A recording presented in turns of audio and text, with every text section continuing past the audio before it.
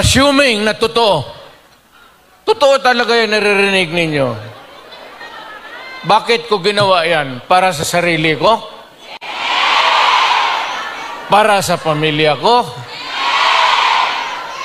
Para sa inyo at ang inyong mga anak?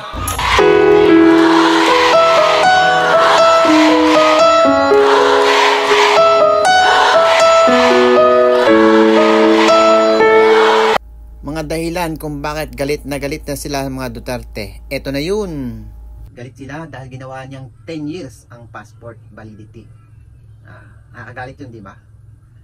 Galit sila dahil ginawa niyang 10 years ang Seaman's Book. Grabe. Nakakagalit nga yun, ano? Ang bihira sa mga kababayan natin. Galit sila dahil ginawa niyang 10 years ang driver's license. Oh, saan ka pa? Sa haba-haba ng panahon.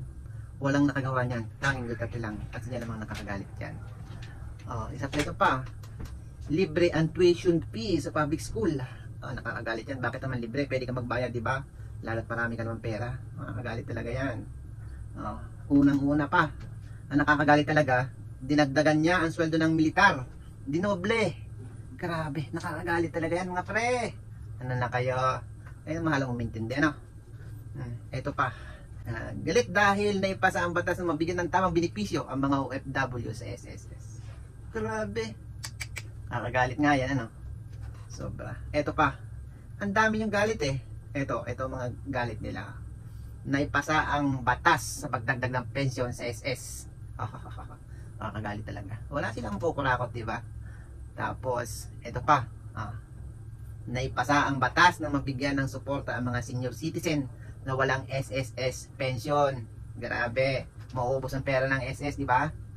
Galit dahil nabudgetan ang pagpapalapad ng mga daan, mga kalsada, road widening.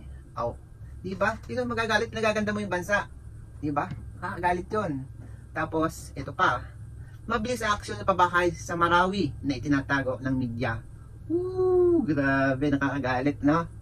Tapos, ito pa, ha? Galit sila dahil nakapagpa-surrender ang mga Duterte ng mga adik. Milyon-milyon mga adik ang nagbalik loob sa Pilipinas.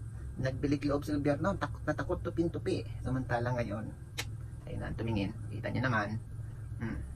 Eto pa ha. Galit dahil napamahagi ang ilang lupain sa Hacienda Luisita. Siguro, maraming tinamaan dyan, ano? Sapul na sapul. Lalo na mga yellowish. Galit dahil nabawasan ang droga. Nabawasan ang mga adik. Nawawala yung karapatan ng mga adik. Yan kasi pinaglalaban ng human rights ng mga adik. Human rights ng mga magnanakaw. Yan ang pinaglalaban nila. Na nakakatuwa. Galit dahil ang maraming proyekto na hindi makurakot. Yung mga nangungurakot, agad sinisibak. Nakakagalit yan. Alam mo naman, napakaraming kurakot sa atin. Maraming mga buhaya. Yan, ganyan. Nakakagalit pa. Luminis ang ilog Pasig. Grabe. Bakit kasi nililinis niyo yung ilog Pasig? Nakakagalit talaga yun. Hayaan yung madumi. Tapos ito pa.